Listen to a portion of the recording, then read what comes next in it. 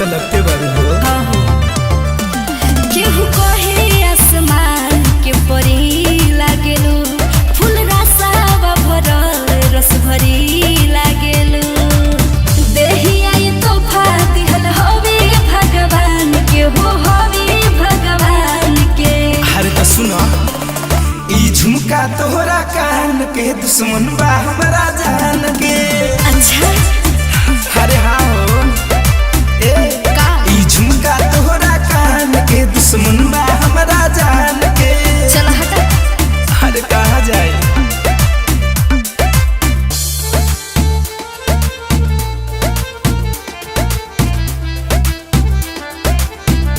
Music UK।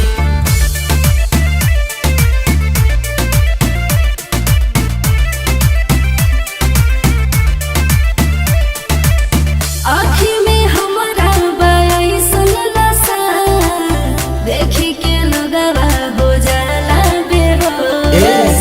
उठवा के लाली में गजबे बलाई, हो गइल मनवा हमारे घर रोस। अरे सुनो ना, आँखी में हमारा बयासन नशा, हाँ। देखी के लगवा हो जाला बेहोश।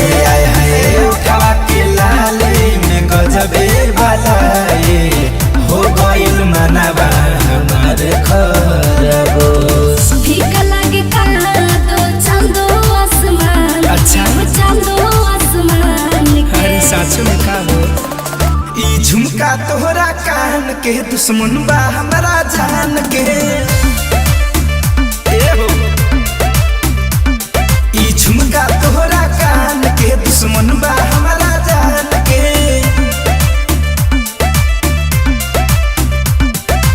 अरे तनी धीर धरा।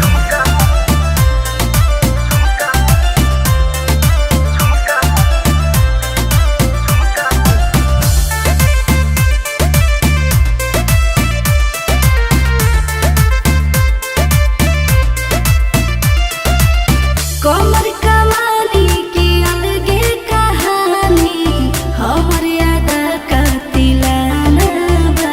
ए धड़कन धनंजय के दे दाना, लाखों में एगो दीवाना बा।